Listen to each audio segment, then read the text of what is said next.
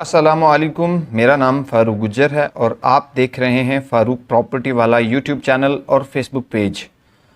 आज की हमारी वीडियो है 2022-23 का जो बजट पेश हुआ है उसमें जो रियल एस्टेट के सेक्टर्स पर टैक्सेस लगाए जा रहे हैं वो कौन कौन से हैं, उनका मार्केट पर क्या असर होगा और किन लोगों को फ़ायदा होगा, किन लोगों को नुकसान होगा। रियल एस्टेट की इंडस्ट्री के अलावा कंस्ट्रक्शन की जो इंडस्ट्री है उसको क्या फ़ायदा या नुकसान होगा, ये सारी चीज़ें आज की वीडियो में हम डिस्कस करेंगे। वीडियो में आगे जाने से पहले मेरे YouTube चैनल को सब्सक्राइब करें, मेरे फेसबुक पेज को लाइक करें ताकि आपको हर नए आने वाली अपडेट मिल सके। तो चलते हैं वीडियो के टॉपिक की तरफ। FBR के जो हाल ही में टैक्सेस बढ़े हैं इस 2022-23 के बजट में, उसका रियल एस्टेट की इंडस्ट्री पर क्या इम्पैक्ट होगा, ये जानने से पहले हम डिस्कस करते हैं कि टैक्सेस कितने बढ़े हैं, कौन कौन से टैक्सेस बढ़े हैं। तो सबसे पहले हम एडवांस विद होल्डिंग टैक्स की बात करते हैं, जो कि पहले परचेज़र है, कोई भी प्रॉपर्टी ख़रीदता है, कोई भी प्रॉपर्टी आप ख़रीदते थे और उसके ऊपर जो एडवांस विद होल्डिंग टैक्स था, अगर आप फाइलर थे तो 1% देना होता था, अगर आप नॉन फाइलर थे तो आपको 2% देना होता था। मतलब अगर आप 1 करोड़ की प्रॉपर्टी ख़रीदते हैं तो 1 लाख आपको एडवांस टैक्स देना होता था, एडवांस विद होल्डिंग टैक्स। और अगर आप नॉन फाइलर होते थे तो 2% देना होता था, जो कि अब गवर्नमेंट ने बढ़ाकर फाइलर के लिए 2% कर दिया है और नॉन फाइलर के लिए 5% कर दिया है। इसके अलावा अगर हम बात करेंगे कौन सा टैक्स बढ़ा है, वो है कैपिटल गेन टैक्स। आप कोई भी प्लॉट ख़रीदते हैं, कोई भी घर ख़रीदते हैं, कोई भी फ्लैट ख़रीदते हैं, उसमें प्लॉट्स के ऊपर इन्होंने ये रखा है कि आप वो प्लॉट अगर 1 साल के अंदर या 1 साल होल्ड करते हैं तो उसके ऊपर कैपिटल गेन टैक्स जो होगा वो 15% होगा। और 6 साल के बाद ये ख़त्म हो जाएगा। 6 साल तक अगर वो प्रॉपर्टी आपके नाम रहती है उसके बाद आपके ऊपर कैपिटल गेन टैक्स नहीं लगेगा। उसकी डिटेल में अगर मैं जाऊं तो आपने कोई एक प्लॉट लिया और आप 1 साल के बाद उसको सेल आउट करना चाहते हैं। 1 करोड़ का आपने प्लॉट लिया, वो 1 करोड़ 15 लाख का या 10 का या 5 का बिक रहा है, तो वो जो प्रॉफिट हो रही है उसमें से 15% आपको गवर्नमेंट को टैक्स देना होगा प्रॉफिट में से। तो ये कैपिटल गेन टैक्स था, जो कि दूसरे साल 13% रह जाता है, तीसरे साल 10% और चौथे साल 8%, 5वें साल 5%, छठे साल 3% और 6 साल के बाद ख़त्म हो जाता है। ये मैं प्लॉट्स की बात कर रहा था। अगर घरों की बात करें तो उसके ऊपर पहले साल 15%, दूसरे साल 10%, तीसरे साल 8%, चौथे साल 5% और फिर ख़त्म हो जाता है। और इसमें थोड़ा एज है फ्लैट्स को, अपार्टमेंट्स को, उसमें गवर्नमेंट ने पहले साल तो 15% रखा है, दूसरे साल 8% और उसके बाद ख़त्म हो जाता है कैपिटल गेन टैक्स। तो ये टैक्सेस हैं जो गवर्नमेंट ने बढ़ाए हैं। इसके अलावा अगर आपके पास 1-2 घर हैं, रेंट पे आपने दिए हैं, तो उस पर भी गवर्नमेंट ने 1% टैक्स रेंट पे ऊपर लगाया है।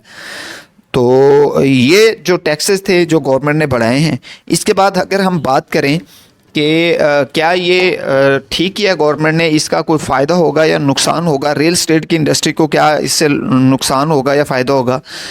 अगर हम जनरल बात करें तो आम रियल एस्टेट की इंडस्ट्री से हटकर इन्वेस्टर्स और जो रियल एस्टेट से जुड़े लोग हैं उनसे हटकर अगर बात करें तो एक किस्म का ये ठीक भी किया है गवर्नमेंट ने कि जो लोग पहले काफ़ी जिनके पास पैसा है, इन्वेस्टमेंट है, वो इस चीज़ में लगाते हैं, तो ये प्रोडक्टिव बिजनेस नहीं है। मतलब आपने 10 अरब रुपए भी लगा दिया तो आपकी इन्वेस्टमेंट है, आप 1-2 बंदों के थ्रू आपने चीज़ को सेल आउट करना है, जितनी देर के लिए पड़ी है उस पर उसके ऊपर प्रॉफिट तो आपको आ रहा है, रेट बढ़ता जा रहा है, लेकिन वो प्रोडक्टिव नहीं है, लोगों को रोज़गार नहीं मिल रहा।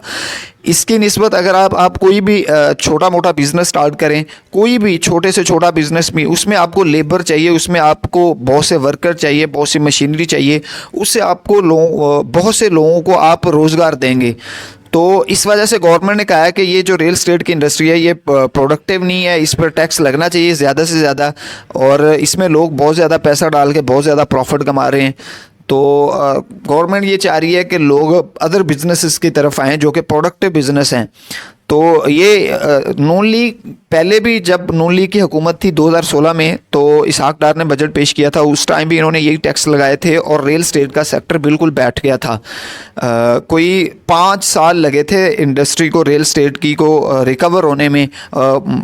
बहुत ज़्यादा बिजनेस जो है डाउन हो गया था। इस साल फिर इन्होंने वही काम किया है। इस टैक्स से आने वाले दिनों में जो प्रॉपर्टी की सेल परचेज है वो बिल्कुल रुक जाएगी। इन्वेस्टर्स अपना पैसा नहीं डालेंगे। आप जानते हैं कि जो ओवरसीज़ लोग होते हैं वो फाइलर नहीं होना चाहते, क्योंकि उनका आना जाना या यहाँ पर रहकर टैक्स पेयर बनना में उनको बिल्कुल इंटरेस्ट नहीं होता। तो उनको 5% जब टैक्स देना होगा कोई प्लॉट ख़रीदते वक्त, उसके अलावा उन्होंने एज ए इन्वेस्टर काम करना होता है। चीज़ उठाई, बेच दी, जब उसमें प्रॉफिट हुई तो उनको कैपिटल गेन टैक्स भी देना होगा। इस वजह से रियल एस्टेट की इंडस्ट्री बैठ जाएगी। इसके अलावा अगर हम कंस्ट्रक्शन की बात करें तो मटेरियल के रेट्स बढ़ गए हैं। उसके अलावा इसके ऊपर घरों के ऊपर अब टैक्स लग गया, कैपिटल गेन टैक्स। फ्लैट्स के ऊपर भी है।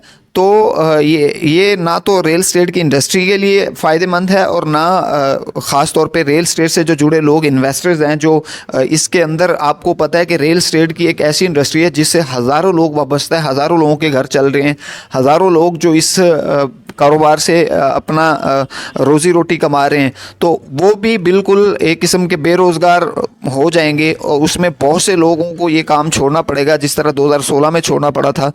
तो ये आज की वीडियो थी जिसमें मैंने आपको टैक्स के बारे में बताया कि कौन कौन से टैक्स इम्पोज हुए हैं, कौन कौन से टैक्स बढ़े हैं 2022-23 के बजट में और उनका क्या इम्पैक्ट है, गवर्नमेंट क्या चाहती है कि ये टैक्स क्यों बढ़ा रही है।